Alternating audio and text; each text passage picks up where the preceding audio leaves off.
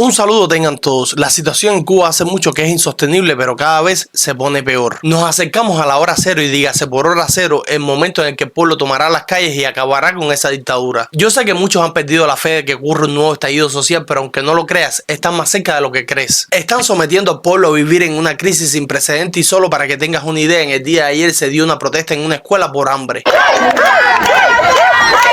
Pero esto se lo estaré mostrando y estaremos hablando de ello más adelante, porque antes quiero hablar de las medidas que se encuentra implementando Díaz-Canel para evitar este inminente estallido social, las cuales son ponernos a fajar cubano contra cubano. Hace unos días les estuve mostrando el llamado que hizo a defender la revolución y les dije que esto terminaría en una guerra civil. Literalmente se encontraba dándole a los comunistas una orden de combate contra el pueblo, en especial contra los opositores. Y en respuesta a esa orden de combate, en el día de ayer estuvieron atacando al hijo del activista Alberto Turiz Pérez. Estoy haciendo esta directa porque en estos momentos me acaban de golpear a mi hijo, 20 sujetos, no sé quiénes son. Mi hijo tiene 15 años, mi hijo es un menor de edad. Si me quieren intimidar golpeando a mi hijo, no me voy a callar, voy a seguir luchando por una Cuba libre. Ahora voy para la calle, si los encuentro, si me encuentran, no sé, pero voy para la calle a buscarlo a mi hijo. No te metas, cingado, maricón, ese es mi hijo, mi sangre.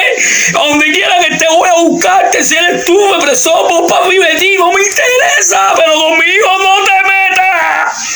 20 sujetos contra un niño de 15 años. Lo más probable es que para atacar a este muchacho el régimen haya utilizado a las bandas organizadas de delincuentes que ha creado. Esos mismos delincuentes a los que la policía todo este tiempo le ha venido ofreciendo libertad por lealtad y que aunque los atrape el pueblo, minutos después los dejan libres. Estos delincuentes en su mayoría están integrados por jóvenes y lo mismo son asesinos que ladrones que violadores. Mira aquí uno atrapado por el pueblo en el día de ayer en Santiago, Las Vegas. Esto es un violador que acosaba a niñas de una escuela en Boyeros y hace 10 días una niña fue víctima de él.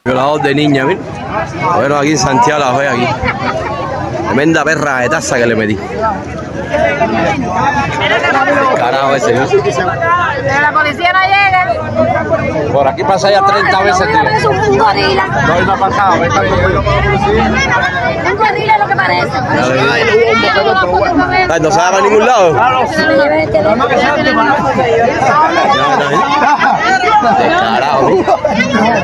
Te comento que la complicidad de los policías con los delincuentes es tal que durante horas el pueblo tuvo sometido a este delincuente y no aparecieron. Una vez aparecieron, se quedaron a 100 metros del lugar y hasta allí tuvo que llevárselo el pueblo porque si no, no lo arrestan. Mira aquí, mira el violador, mira. Mira el violador, mira. Mira el violador, mira. Violador de niña, mira. Violador de niña, mira. Mira, maricón. Mira, maricón. El violador de niña, el maricón este. El maricón este. El maricón este. No dude usted que ya hoy esté libre y lo hayan soltado al doblar de la esquina. Otro de los métodos que está utilizando Díaz-Canel para intimidar y someter al pueblo son los desalojos. Ya ni siquiera familias que ocuparon un lugar abandonado o que construyeron su casa en un terreno ilegal. A esta familia que desalojaron en el día de ayer lleva 36 años viviendo en esta vivienda. En los últimos días no es el primero que se da de este tipo y se está presentando de madrugada para que el pueblo no se les venga encima.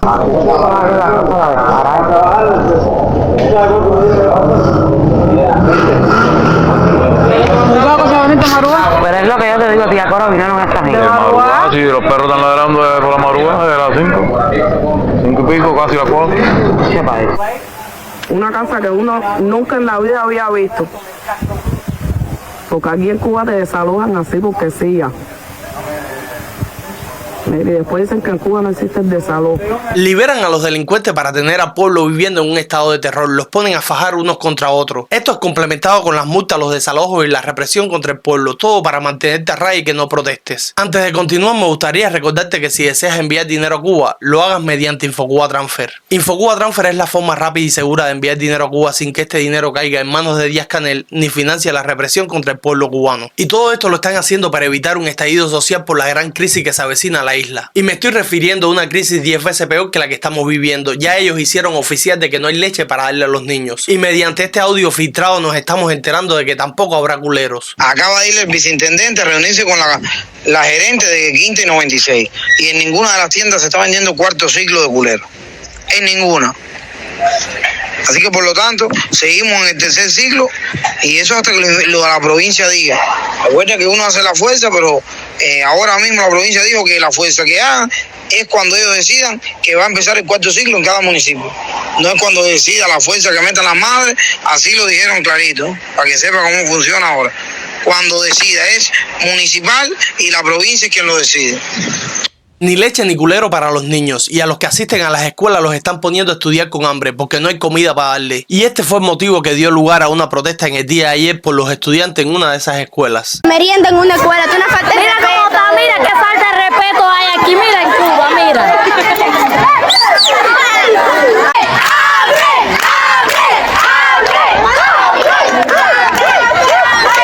Desde las 7 de la mañana hasta las 4 de la tarde sin nada en el estómago, literalmente estudiando con hambre. Y se pondrá peor, pronto no solo estarán estudiando con hambre, sino con calor y sin corriente. Y esto se debe a que el tema del combustible, según el régimen cubano, cada vez está peor. Si el año pasado los apagones eran de hasta 24 horas, el déficit de combustible es tal que hasta le quitaban la corriente a los hospitales, pues esto se estará normalizando este año y se incrementará por 10. Solo para que tengas una idea, en lo que llevamos de año al país se ha logrado importar menos de la mitad de lo que estaba previsto. Es desafío cotidiano. La infraestructura energética del país enfrenta la indisponibilidad de combustibles. Especialistas señalan que en enero y febrero del 2024, la importación de combustibles en Cuba solo alcanza el 46% de lo planificado. Ese valor, según autoridades, tiene una incidencia directa en la economía y en la sociedad, con un impacto significativo en la generación de energía eléctrica. Dicen que menos de la mitad de lo que estaba previsto. ¿Y qué era lo que estaba previsto? Pues debido a la crisis, lo que ellos tenían previsto ya significaba menos de la mitad de lo que necesitan para abastecer al pueblo. Y pues como les dije, todo se pondrá cada día peor. Un ejemplo de esto, si ya en las farmacias no había medicamentos y se encontraban así como verán estas, pronto las estarán cerrando. Pero ¿cómo los hospitales se podrán poner peor si ya hoy están sucios y mugrosos, sin médicos, sin equipos ni medicamentos? Pues como les dije, siempre se puede poner peor y ya hoy se están cayendo a pedazos. Esto sucedió en el día de ayer en un hospital ortopédico en La Habana. Cubano, ¿qué estás esperando? Cuba se cae a pedazos, las casas en peligro de derrumbe, los hospitales, los edificios. Pronto estaremos viviendo entre los escombros y tú continúas esperando que los causantes del problema le den una solución. Los mismos ineptos que después de 65 años se continúan preguntando por qué Cuba se cae a pedazos. ¿En serio? Pues cada vez que hacemos una casa mala, en vez de resolver el problema a la gente, le creamos un nuevo problema. Ahora, tú le diste una casa y después al mes, a la semana, empiezan los problemas de averías en la casa, se empiezan a caer el repello de las paredes. Entonces, así no, las cosas hay que hacerlas con calidad, porque aquí lo que queremos es que cada uno identifique en su lugar qué desviaciones y qué conductas negativas hay en cada centro. Esa es una. La chapucería en la construcción de viviendas es una. Tienen que discutirla cómo la van a superar. El robo, cómo lo van a superar. Si no, el proceso no da nada.